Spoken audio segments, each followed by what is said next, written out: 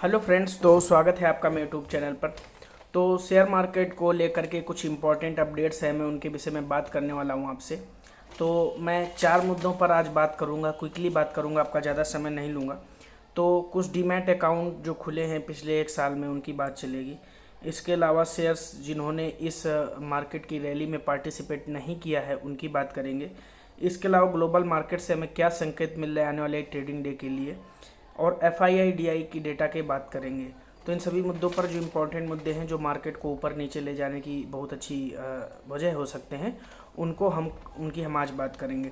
देखिए, stock exchange में आपको पता है पिछले 1.5 साल में 1 करोड़ से भी ज़्यादा डीमैट अकाउंट खुले। NSDL और CDSL का ऑफिशियल डेटा था जो उन्होंने जारी किया और बताया कि ये 1.5 करोड़ से ज़्यादा डीमैट अकाउंट खुले हैं। तो मुझे लगता है ये रिटेल इन्वेस्टर्स, जो कि ज़्यादा अभी यंग जनरेशन आ रही है शेयर मार्केट में, ये एक अच्छा संकेत है आने वाले समय के लिए कि अब जैसे कि मैं 2000 के पहले की बात करूं तो FII एक मुख्य मुद्दा हुआ करते थे शेयर मार्केट को गिराने या उठाने का उनका मुख्य योगदान होता था।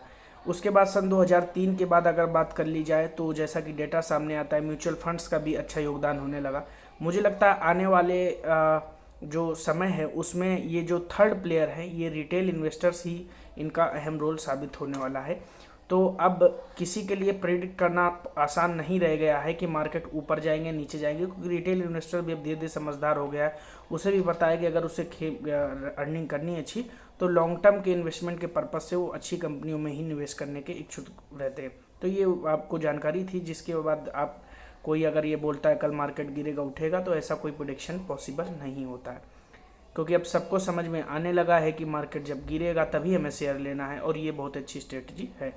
जिन शेयर्स ने इसमें पार्टिसिपेट नहीं किया है और वो अच्छे शेयर्स हैं, लार्ज कैप शेयर्स हैं, बड़ी बड़ी कंपनियां हैं जिनके फाइनेंशियल रिजल्ट्स भी अच्छे आते हैं, लेकिन उनको शेयर्स को मौका नहीं मिला है मार्केट की रैली में पार्टिसिपेट करने का, वो कुछ शेयर्स मैं आपको बताऊं। जैसे ITC है। ITC को सब जानते हैं कि FMCG कंपनी, अभी डीमर्जर भी इनका हुआ था, इसके फ्यूचर अच्छे दिखाई दे रहे हैं, लेकिन अभी इसने रैली में पार्टिसिपेट नहीं किया है।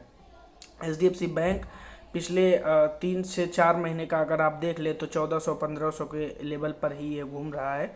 और HDFC बैंक के बारे में मुझे ज़्यादा डिटेल में बात करने की ज़रूरत नहीं है, मैं हर वीडियो में डिटेल में आपसे बात करता रहता हूँ। इसके बाद बात कर लें SCL की।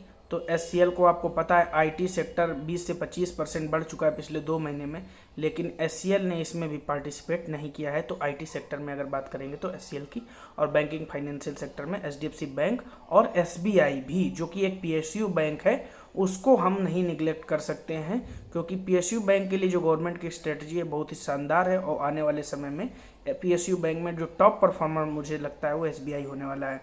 उसके अलावा SBI कार्ड्स की बात करेंगे। देखिए, SBI कार्ड्स जब भी रैली करता है तो अभी इसमें कार्लेल ने एक अपने 5.1% के शेयर बेच दिए।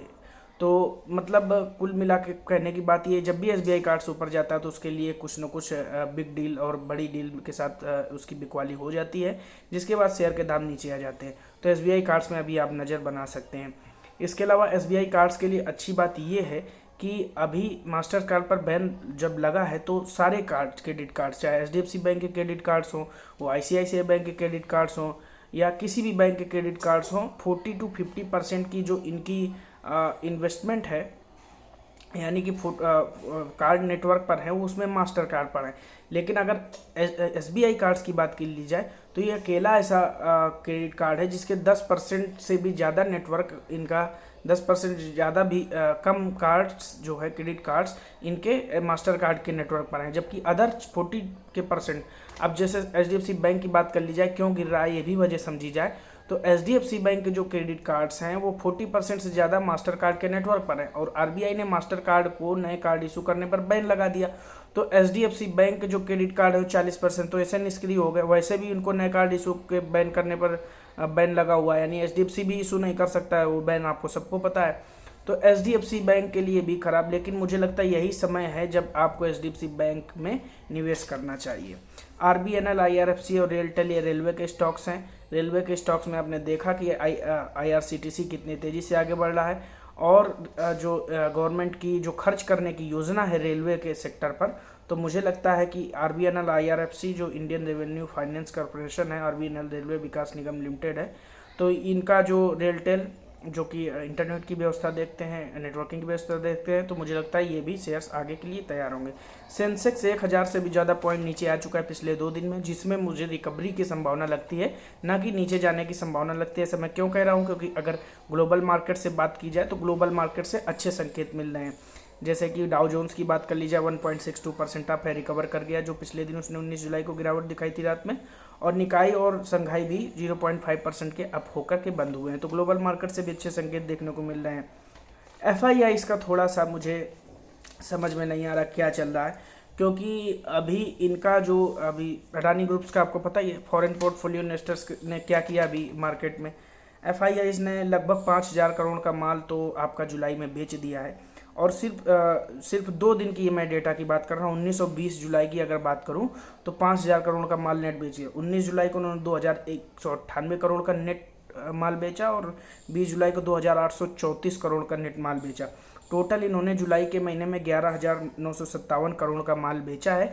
इसके एवज में इसके उलट जो डीआईएस ने है वो आपका 7057 करोड़ का माल खरीदा है। तो अगर बड़े इन्वेस्टर्स की बात कर ली जाए तो नेट बिकवाली 4000 करोड़ की, तो मार्केट कैसे ऊपर गया, मार्केट रिटेल इन्वेस्टर्स ऊपर लेके गए।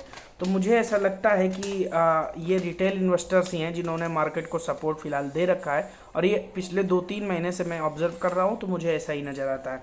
मुझे ऐसा लगता है कि आने वाले समय में निफ्टी 16500 के आसपास आपको अगस्त या सितंबर के महीने में, मिड सितंबर में आपको ट्रेड करता हुआ दिखाई दे सकता है। समस्या ये है कि यूएस से क्या अपडेट आती है, क्योंकि अब आपका स्टॉक मार्केट मुझे ऐसा लगता है कि यूएस मार्केट को ही फॉलो करने वाला है। तो ये वीडियो आपको कैसा लगा कमेंट बॉक्स पे जरूर बताइए, और मार्केट में अपडेट रहने के लिए चैनल को जब सब्सक्राइब कीजिए। Thank you for watching. जय हिंद।